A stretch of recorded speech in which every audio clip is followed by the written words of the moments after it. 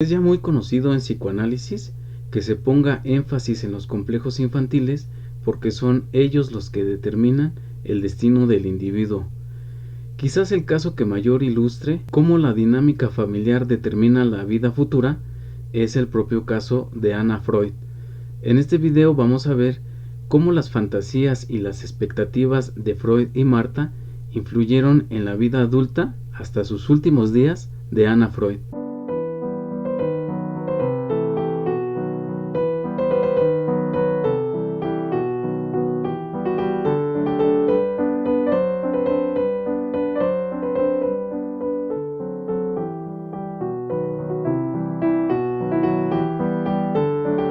Se dice que Anna Freud fue una hija no deseada porque fue la última de 6 hijos. Sigmund Freud esperaba a un hombre y ya hasta tenía el nombre que le iba a poner. Se iba a llamar Wilhelm en honor a su amigo Wilhelm Fliess. Su mamá Marta quedó muy debilitada del parto, pues tan solo en 6 años había dado a luz a otros 5 hijos. No quiso amamantarla y de ella solo obtuvo ausencia y frialdad. La hija predilecta de Marta fue Sophie y, como era de esperar, Ana sintió muchos celos de ella, pues la consideraba más bonita y más inteligente que ella. Ana, en cambio, se sentía inferior, depresiva, desvalorada. Quizás un poema que escribió de adolescente ilustre cómo era su estado de ánimo. Durante una hora, un día, deseo tanto deshacerme de mi ser, dejar de ver mi rostro, mi pobre mano, no sentir mis pensamientos. Ese hombre, ese transportista, sería, con el hombro dolorido por los tirantes, ese maletero, con la cabeza gacha por la carga, cualquier otro que no tenga que disimular, como llevo haciéndolo yo desde hace tanto, con las satisfacciones siempre calculadas, pero tan míseras, tan lamentables, que el perro que toma el sol en la esquina jamás dejaría su hueso por ellas. Por esas fechas, Paola Fichte, su empleada doméstica de los Freud, describió de esta manera su dormitorio. Era frío y severo, un fichero, una estantería llena de libros, 2 sillones, el escritorio. Las paredes tapizadas de oscuro están desnudas, si se exceptúa un aguafuerte que representa al padre con una mirada muy severa. La enorme compulsión por cumplir las expectativas de su padre y las compulsiones de limpieza de su madre Marta sepultaron la infelicidad y la cólera que sentía. Se convirtió en una jovencita sumamente obediente y en su soledad aprendió a consolarse con ensueños y masturbación. Esto alcanzó dimensiones obsesivo-compulsivas durante toda su vida. Fue sumamente metódica y ordenada, lo que suponía un intento por ganarse el amor que tan desesperadamente ansiaba, y acudió a Freud en busca de una explicación a sus sentimientos, como también en busca del cariño y del amor que no encontró en Marta. Como lo expresa el poema, un perro o el hombre más pobre era más feliz que ella. Antes de cumplir 20 años padece ideas obsesivas, insomnio, depresión, y a partir de 1918 cada noche a las 10, 6 veces por semana durante 4 años, acude a analizarse con Freud. Desde luego que Freud destruyó todo documento referente al análisis de Ana, y Ana nunca volvió a analizarse con otro analista, sino que prefirió una especie de ayuda de tipo epistolar con Max Eitingon, con Lou Andrea Salomé e incluso con Mary Bonaparte. Es esta correspondencia la que permite ver cómo después del tratamiento con Freud, a Anna Freud le aflige su complejo de masculinidad, le aflige la masturbación, tiene reagudización obsesiva y fantasías de palizas. Se dice que esta reagudización sintomática es a causa del primer tratamiento al que se somete Freud, una operación quirúrgica en la boca, y es ahí donde se recrudece la rivalidad de Ana con su mamá Marta por asistir al enfermo. Aparte de la correspondencia, en un escrito de Ana, Fantasías de golpes y sueños, como también el ensayo de Freud de Pegan a un niño, se puede apreciar el testimonio del análisis de Ana. En Fantasías, uno de los casos que trata es ella misma, a quien le preocupan 2 fantasías. En la primera, un adulto pega a un niño o muchos adultos pegan a muchos niños. Esta fantasía estaba cargada de emociones sensuales y culminaba en un placentero acto masturbatorio.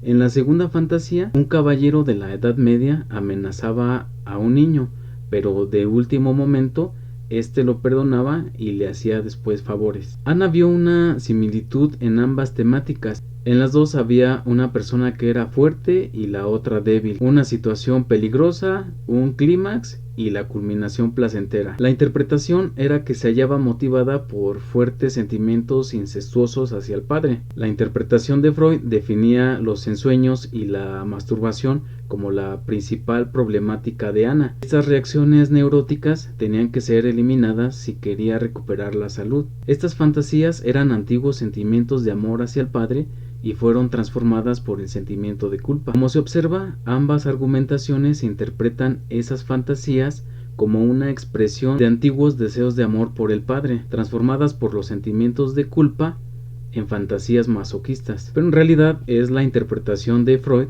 que Ana acepta sin chistar, y sin duda esta interpretación de Freud contiene una verdad parcial. Al ver en Ana solo un varón fallido, lo único que hace Freud es encasillarla en su fórmula universal, pues los síntomas y actos masturbatorios de Ana no los relacionaba con la pérdida de amor o con la ausencia de la madre, sino los veía como una pulsión sexual desenfrenada.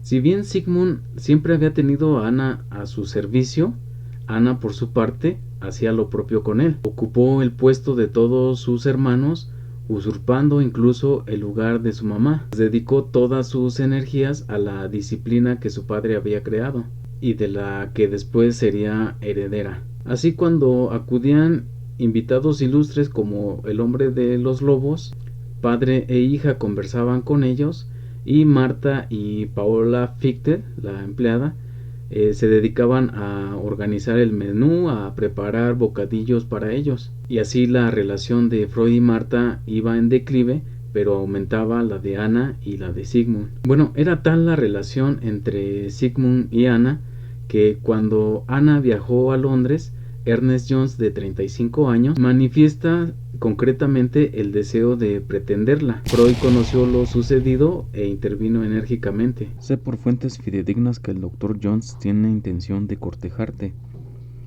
Es la primera vez en tu joven vida y no pienso otorgarte la libertad de elección que disfrutaron tus dos hermanas, porque has vivido con nosotros de forma más íntima que ellas, y quisiera creer que te cuesta más tomar tal decisión sin nuestro, en este caso mi, consentimiento. La objeción de Freud al matrimonio se basa en dos argumentos. El primero era que Jones ya era muy viejo para ella, tenía 35 años, y la segunda, que el deseo de Freud y de Marta era que no se casara por el momento, sino hasta que hubiera vivido más, hubiera conocido más, y eso no tendría que ser en los próximos 3 o 5 años. También le informa a Ana que le ha enviado a Jones unas pocas líneas que lo harán desistir de su cometido o de su interés. Es la más dotada y perfecta de mis hijos, y además un carácter valeroso, lleno de interés por aprender, conocer lugares y llegar a comprender el mundo. Ana no pretende que la traten como a una mujer, pues aún está muy lejos de albergar anhelos sexuales, y más bien tiende a rechazar al hombre. Entre ella y yo hay un franco entendimiento en cuanto a que no debe pensar en el matrimonio ni en los preliminares hasta que tenga 2 o 3 años más. No creo que ella vaya a romper el pacto. Ante esto, Peter Guy dice que Freud razonaba como un victoriano cualquiera, como si nunca hubiera escuchado hablar de psicoanálisis. Ana nunca se planteará siquiera infringir el pacto, pero Sigmund no la quiere 3 o 5 años, sino la quiere para él toda su vida. Incluso la llamaba Antígona, la hija de Edipo, que no se había casado y que se había relegado al cuidado de su padre. Es absurdo pensar que tanto Freud y como Ana no estaban conscientes de los vínculos y de la idealización que habían causado la relación. Antes como después de su análisis, Ana se había interesado en mantener diversas relaciones, tanto con hombres como mujeres, con hombres con Hans Lamb o Max Eitingon, que al parecer estaba interesado por Ana para mantener una aventura. Aunque le tenía cierto aprecio, lo rechazó y posteriormente se sintió dolida, se sintió deprimida. Le escribió a su amiga Eva que algo le remordía por dentro por haber rechazado la amistad del doctor Eitingon. Durante las 2 semanas he estado viviendo como lo hacía antes de ser una analista, con los poemas de Rilke y los ensueños. Sigo siendo Ana, pero sin un intérprete. Eva Rosenfeld, la amiga a la cual envía la carta sobre Eitingon, estaba profundamente marcada por la muerte. Su papá falleció cuando Eva tenía 15 años, sus 3 hermanos también fallecieron muy jóvenes, y de los 4 hijos que tenía, 3 también murieron. Cuando muere su última hija, que era muy querida por ella, decide convertir su casa en un hogar para niños pobres, para niños desamparados, y esta situación le causó gran impacto a Ana, le causó gran admiración la labor que hacía Eva. Además que fuera tan abierta, tan maternal, que se preocupara por los demás, y la instó a que se analizara con Freud. Durante esos años, Eva y Ana conocieron o entablaron una amistad con Dorothy Burlingham, una norteamericana acaudalada y heredera del imperio Tiffany, que había ido a Viena con sus 4 hijos para solicitar tratamiento del mayor. Al principio, Dorothy se analizó con Theodor Reich, y posteriormente, por recomendación también de Ana, se analizó con Sigmund Freud, a su vez que Ana analizaba a los hijos de Dorothy. El análisis de Dorothy duró hasta el final de los días de Freud, y pues yo me pregunto por qué habrá sido. Los hijos de Dorothy necesitaban una escuela, y fue por eso que la casa hogar de Eva pasó a ser la escuela Rosenfeld Burlingham. Pero posteriormente, para continuar con su vida, Eva se muda de Viena y se va a Berlín a convertirse en analista, y posteriormente se va a Londres a analizarse con Melanie Klein. Con su partida ya no solo había rivalidad entre psicoanalistas de Eva y Anna Freud, sino que se sentían profundamente traicionados tanto Freud como Anna por haberse ido con Melanie Klein. Incluso Ana posteriormente instó a Eva a que destruyeran toda la correspondencia de cuando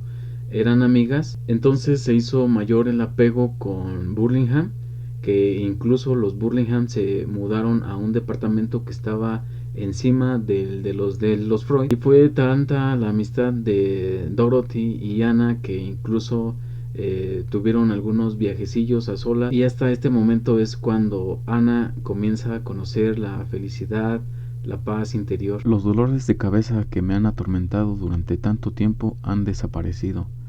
Tengo un enorme deseo de ver y oír tan solo cosas bellas y de no hacer nada. También la habitación de Ana se había transformado, y nuevamente Paola Fichte la describe así. La cama tiene los detalles de una adolescente, adornada con encajes y cintas rosas, y todo alrededor se apiñan animales de trapo y de peluche. Debido a esta oscilación entre el ascetismo y la niña mimada, es difícil saber en qué acabó la feminidad de Ana. En opinión de Freud, o al menos su visión, era esta. Como el pobre corazón tiene la absoluta necesidad de algo, se aferra, una tras otra, a amistades femeninas. Ana es espléndida, capaz e intelectualmente autónoma, pero no tiene una vida sexual. Pero no todos eran de la misma opinión.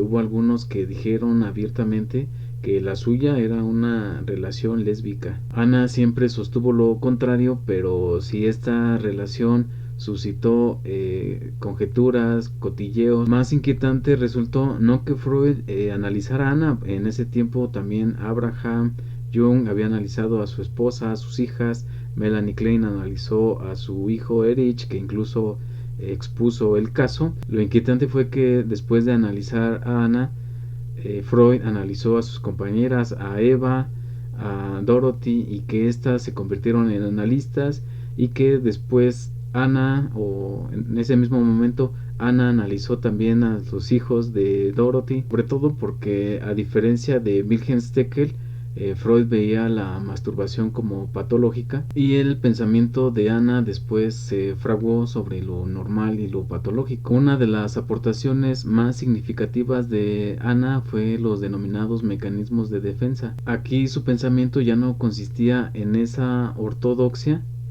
de Ana respecto al cuerpo teórico de su padre, pero mencionó que el objeto de la terapia no podía ser sino el yo y sus perturbaciones, que hay que ir regulando al yo y que finalmente el superyo iba a terminar de organizarlo. De hecho, Ana nunca volvió sobre el tema de la sexualidad de la mujer o incluso de la emancipación, temas que eran muy frecuentes en las analistas de esos tiempos. Como he comentado en otros videos, una cualidad bastante rara en los analistas es su atención por la realidad o por el sufrimiento que no sea el de una inscripción sexual, porque dicen que no es su objeto, que influye la transferencia, que el inconsciente se encuentra en otro lado, que el costo tiene una función específica.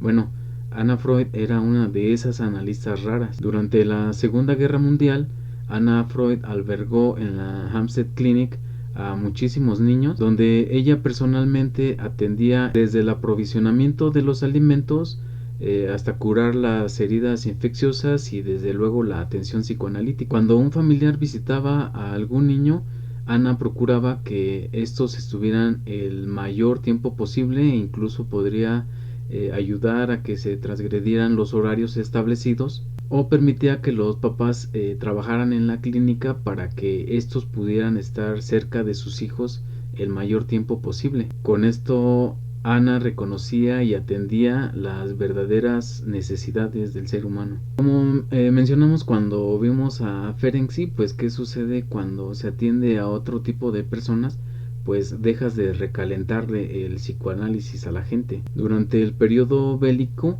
Ana comprendió que la separación de los padres de los niños que ahí albergaba representaba un trauma mucho más intenso que las carencias materiales o incluso la idea de la muerte. Esas experiencias le permitieron a Ana escribir un bello ensayo que se llama Sobre el perder y el ser perdido, donde analiza cómo el sentimiento de pertenecer se enraiza en las más profundas y primitivas necesidades del ser humano. Cuando ya tenía 50 años, Ana tuvo un sueño y lo escribió, y ahí da cuenta cómo el inconsciente continúa operando de forma independiente durante toda la existencia. Estoy a punto de casarme con un hombre, un joven médico.